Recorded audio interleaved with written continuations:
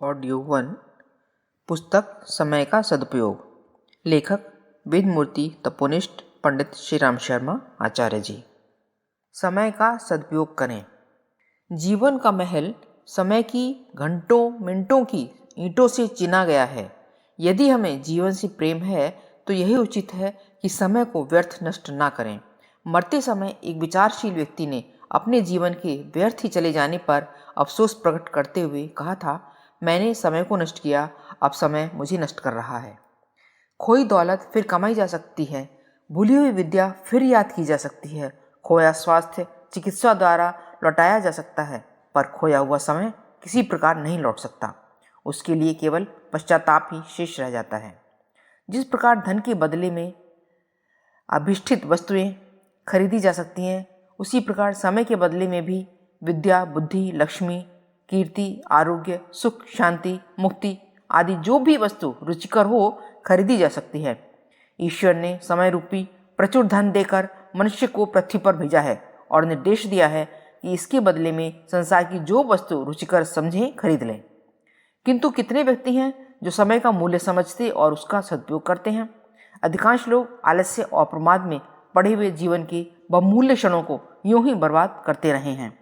एक एक दिन करके सारी आयु व्यतीत हो जाती है और अंतिम समय वे देखते हैं कि उन्होंने कुछ भी प्राप्त नहीं किया। जिंदगी के दिन यूं ही बिता दिए।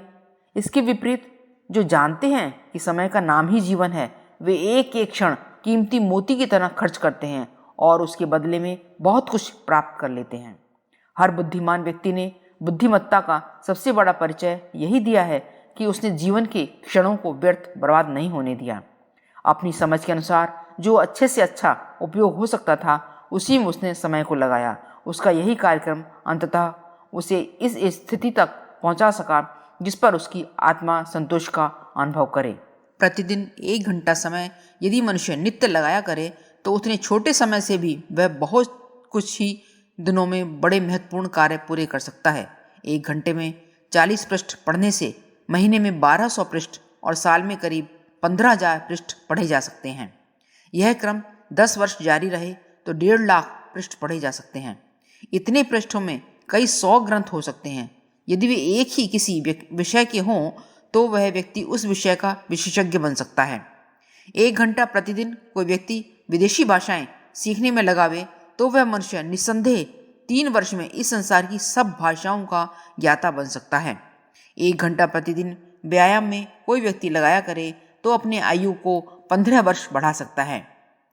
संयुक्त राष्ट्र अमेरिका के प्रख्यात गणित आचार्य चार्ल्स फास्ट ने प्रतिदिन 1 घंटा गणित सीखने का नियम बनाया था और अंततः उस नियम पर अंत तक डटे रहकर ही इतनी प्रवीणता प्राप्त की। ईश्वर चंद्र विद्यासागर समय के बड़े पावन थे। जब वे कॉलेज जाते तो रास्ते के दुकानदार अपनी घड़ियां उन्हें देखकर ठीक करते थे। वे जानते थे कि विद्यासागर कभी 1 मिनट भी आगे पीछे नहीं चलते। एक विद्वान ने अपने दरवाजे पर लिख रखा था, कृपया बेकार मत बैठिए, यहाँ पधारने की कृपा की है तो मेरे काम में कुछ मदद भी कीजिए। साधारण मनुष्य जिस समय को बेकार की बातों में खर्च करते रहते हैं उसे विवेकशील लोग किसी उपयोगी कार्य में लगाते हैं। यही आदत है जो सामान्य श्रेणी के व्यक्तियों को भी सफलता के उच्च शिखर पर पहुंचा देती है। माँ जार्ट ने हर घड़ी उपयोगी कार्य में लगे रहना अपने जीवन का आदर्श बना लिया था। वह मृत्युशैया पर पड़ा रहकर भी कुछ करता रहा। रैक्यूम नामक प्रसिद्ध ग्रंथ उसने मौत से लड़ते लड़ते पूरा किया। ब्रिटिश कॉमनवेल्थ और प्रोटेक्टरेट के मंत्री का अत्यधिक व्यस्त उत्तरदायित्व वहन करते हुए मिल्टन ने पैराडाइज लास्ट की रचना की। राजकाज से उसे बहुत कम समय मिल पाता था तो भी जितने कुछ मिनट वह बचा पाता उसी में उस काव्य की रचना कर लेता। ईस्ट इंडिया हाउस की क्लर्की करते हुए जॉन स्टुअर्ट मिल ने अपने सर्वोत्तम ग्रंथों की रचना की। गैलीलियो दवा दारू बेचने का धंधा करता था तो भी उसने थोड़ा थोड़ा समय बचाकर विज्ञान के महत्वपूर्ण आविष्कार कर डाले। हेनरी किरक वॉट का सबसे बड़ा समय का अभाव रहता था, पर घर से दफ्तर तक पैदल आते और जाने के समय का सदुपयोग करके उसने ग्रीक भाषा सीखी। फौजी डॉक्टर बनने पर अधिकांश समय घोड़े की पीठ पर बीतता था। उसने उस समय को भी व्यर्थ नहीं जाने दिया और रास्ता पार करने के साथ साथ उसने इटालियन और फ्रेंच भाषाएं भी पढ़ लीं। यह याद रखने की बात है कि परमात्मा एक समय में एक ही क्षण हमें देता है और दूसरा क्षण देने से पूर्व उस पहले वाले क्षण को छीन लेता है। यदि वर्तमान काल में उपलब्ध क्षणों का हम सदुपयोग नहीं करते तो वे एक एक करके छीनते चले जाएंगे, चाहे अंत में खाली हाथ ही रहना पड़ेगा।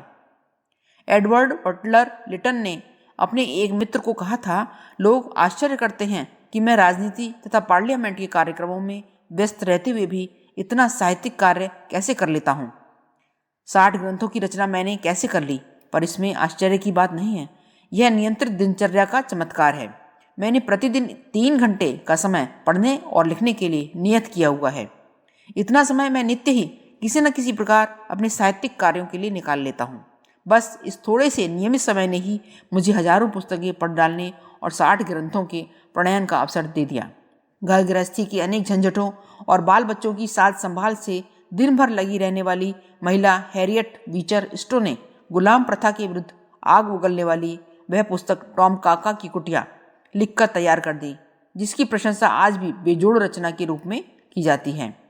चाय बनाने के लिए पानी उबालने में जितना समय लगता है, उसमें व्यर्थ बैठे रहने की बजाय लॉन्गफेली ने इन्फरल नामक ग्रंथ का अनुवाद करना शुरू किया और इतने छोटे समय का उपयोग इस कार्य के लिए नित्य करते रहने से उसने कुछ ही दिन में वह अनुवाद पूरा कर लिया। इस प्रकार अगणित उदाहरण हमें अपनी चारों ओर बिखरे हुए मिल सकते हैं। हर उन्नतिशील और बुद्धिमान मनुष्य की मूलभूत विशेषताओं में एक विशेषता अवश्य मिलेगी, समय का सदुपयोग। जिसने इस तथ्य को समझा और कार्य रूप में उतारा, उसने ही यहाँ आकर कुछ प्राप्त किया है। अन्यथा तुच्छ कार्यों में आलस्य और उपेक्षा के साथ दिन काटने वाले लोग किसी प्रकार सांसें तो पूरी कर लेते हैं, पर उस लाभ से वंचित ही रह जाते हैं जो मानव जैसी बहुमूल्य वस्तु प्राप्त होने पर उपलब्ध होनी चाहिए या हो सकती थी। समय की संपदा नष्ट न करें। समय अपनी गति से चल रहा है, चल ही नहीं रहा, भाग रहा है।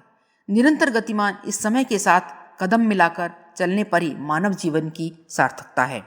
इसके साथ कदम से कदम मिलाकर नहीं चलने वाला व्यक्ति पिछड़ जाता है।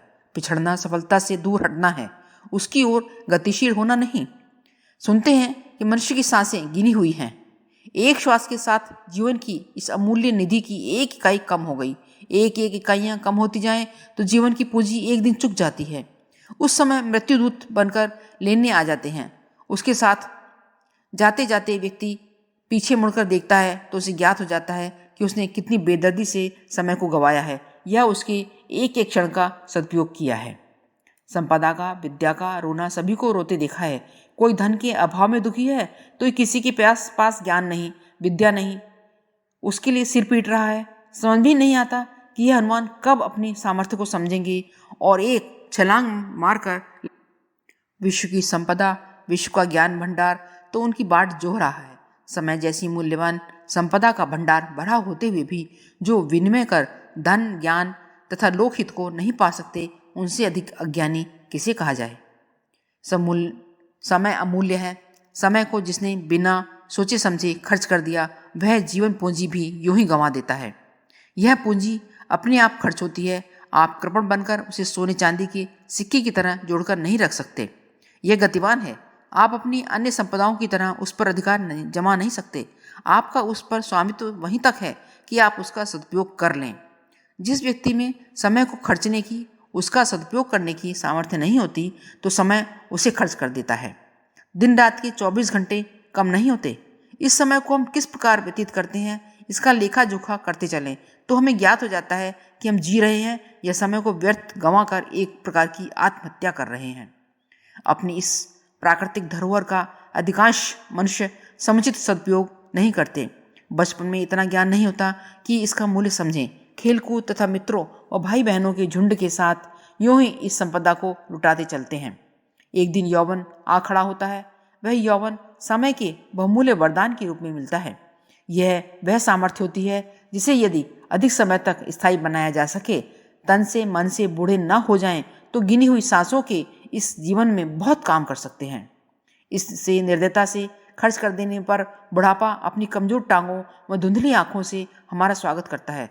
तब हम चौंक पड़ते हैं, निराश हो जाते हैं और सिर पर हाथ रखकर चिंताओं के सागर में डूब जाते हैं। भला जब यौवन काल में कुछ न कर पाए तो अब क्या कर सकेंगे? यह निराशा ही ले डूबती है। सच्चा व्यापारी तो वह होता है जो घाटा होने पर भी व्यापार बंद नहीं करता, धैर्य तथा बुद्धिमत्ता से पुनः अपने उखड़े पांव जमा लेता है। 2/3 जीवन बीत गया तो क्या हुआ, 1/3 तो बचा हुआ है, उसमें भी बहुत कुछ काम किया जा सकता है। प्रकृति ने किसी को अमीर गरीब नहीं बनाया, उसने तो सबको मुक्त हस्त से अपना अमूल्य वैभव लुटाया। श्रम की सामर्थ्य तथा समय का अनुदान, इन 2 अस्त्रों से सुसज्जित करके उसने अपने सभी पुत्रों को जीवन के सम्रांगण में मस्तक पर तिलक कर विजयश्री वर्ण करने के लिए ही भेजा है। धन से महत्वपूर्ण है यह समय की संपदा। नौकरी करने वालों को महीने भर में वेतन मिलता है, यह वेतन धन के रुपयों के रूप में मिलता है। इस धन का पूरा उपयोग हो, इस उद्देश्य से जो व्यक्ति समझदार होते हैं वे बजट बनाते हैं। महीने भर में खाने पर कितना खर्च होगा निर्धारित किया जाता है। समय उससे भी मूल्यवान है, इसलिए विवेकी जन उसका भी उसी प्रकार बजट बनाते हैं, समय सारणी बनाते हैं, जिससे कि इसका अपव्यय ना हो जाए। दिन भर के 24 घंटों में किस समय से किस समय तक क्या क्या काम होंगे, इस प्रकार की समय सारणी बनाकर उस पर चलने से समय का सदुपयोग तो होता ही है, काम भी अधिक होता है तथा जीवन में सरसता बनी रहती है। जो उनका विभाजन नहीं करते वे दिन भर कोल्हू की बैल की तरह लगे भले ही रहें, काम कम ही कर पाते हैं तथा अधिक समय तक एक ही काम करने से थकान तथा मानसिक अरुचि उत्पन्न हो जाती है। जीवन का यह ढर्रा थोड़े ही दिनों में व्यक्ति को निराश बना देता है। हमारा बहुमूल्य वर्तमान क्रमशः भूत बनता चला जा रहा है और हम यह देख समझ नहीं पाते कि प्रमाद द्वारा कितनी मूल्यवान संपदा का अपहरण किया जा रहा है। भूत के बारे में कहा जाता है कि बहुत बहुत डरावना होता है। कहते हैं कि मरने के बाद अशांत व्यक्ति भूत बनता है। मरणोत्तर जीवन में क्या स्थिति होती है, कौन क्यों और कैसे भूत बनता है और वह कैसा होता है, यह सब कुछ अभी रहस्य के गर्भ में है। अन्वेषण के उपरांत ही इस संदर्भ में कुछ सही निष्कर्ष निकलेंगे। समय की असामयिक और शांत मृत्यु के उपरांत उसकी प्रतिक्रिया तथाकथित भूत से भी भयंकर होती है। इस तथ्य को सहज ही अनुभव किया जा सकता है। जीवन की सूक्ष्म सत्ता की प्रत्यक्ष अभिव्यक्ति समय के रूप में ही सामने आती है। समय का किस प्रकार किस प्रयोजन के लिए उपयोग किया गया, इसी का लेखा जोखा जीवन मूल्यांकन प्रस्तुत करता है। जो समय का महत्व और स्वरूप समझ सका और उसके सदुपयोग के लिए समग्र जागरूकता के साथ तत्पर हो गया, समझना चाहिए उसे जिंदगी मिल गई। अन्यथा इस ओर उपेक्षा बरतने वाले, अन्य मनस्क रहने वाले क्रमिक आत्महत्या ही करते चले जाते हैं। बहुमूल्य मणिमुक्ताओं को फटी थैली में भरकर चलने वाले राह में उन्हें टपकाते जाते हैं और घर पहुंचते पहुंचते उस निधि को गंवाकर खाली हाथ रह जाते हैं। इसी प्रकार समय के साथ उपेक्षा करने वाले अपने आप के साथ एक क्रूर मजाक करते हैं। अपने भविष्य के साथ यह एक मर्मभेदी व्यंग्य है कि जीवन के बहुमूल्य क्षणों को ऐसे ही खोते गंवाते चला जाए। हम क्रमशः मर रहे हैं। जीवन की संपदा का एक एक दाना एक एक क्षण के साथ समाप्त होता चला जाता है। बूंद बूंद पानी टपकते रहने से भरा पूरा किंतु फूटा घड़ा कुछ ही समय में खाली हो जाता है। जीवन की रत्न संपदा हर सांस के साथ घटती चली जाती है। क्रमशः हमारा हर कदम मरण की ओर ही उठता है। आयु वृद्धि के साथ साथ मरण का दिन निकट से निकटतम आता चला जाता है। जो दैवी वरदान जैसा अमूल्य था, जिसके आधार पर कुछ भी खरीदा पाया जा सकता था, वह किस प्रकार गलता जलता टूटता और मिटता चला जा रहा है, इसे देखने की न इच्छा होती है और न फुर्सत। फलतः हमारा अनुपम अस्तित्व भूत बनता चला जाता है। इस प्रकार असामयिक मृत्यु की भयंकरता तथाकथित भूत प्रेतों से कम नहीं। जब समय के सदुपयोग और दुरुपयोग के परिणामों का तुलनात्मक अंतर किया जाता है, तब प्रतीत होता है कि तत्परता और उपेक्षा के बीच दिखने वाला नगण्य सा अंतर अंततः कितने भारी भिन्न परिणामों के रूप में सामने आता है। समय ही जीवन है, समय ही उत्कर्ष है, समय ही महानता के उच्चतम शिखर तक चढ़ दौड़ने का सोपान है। महाकाल की उपासना का जो स्वरूप समझ सका है, उसी को मृत्युंजयी बनने का सौभाग्य मिला है और किसी के हाथ भी मखौल किया जा सकता है, पर महाकाल के साथ नहीं। सिंह के दांत गिनने की धृष्टता किसी को नहीं करनी चाहिए। समय के दुरुपयोग की भूल अपने भाग्य और भविष्य को ठुकराने लतियाने की तरह है। जो समय गंवाया है वह प्रकारांतर से अपने उत्कर्ष और आनंद का द्वार ही बंद करता है। मरण की दिशा में हम द्रुत गति से निसरते चले जा रहे हैं। खोने और गंवाने का दुर्भाग्य प्रमादियों के पल्ले बनता है, पर जो जीवन संपदा से लाभान्वित होने के लिए जागरूक हैं, उसे सांसों के बहुमूल्य मणिमुक्तकों का ध्यान रहता है और वे एक घड़ी भी निरर्थक नहीं गंवाते। योजनाबद्ध दिनचर्या बनाते हैं और उस पर आरूढ़ रहते हैं।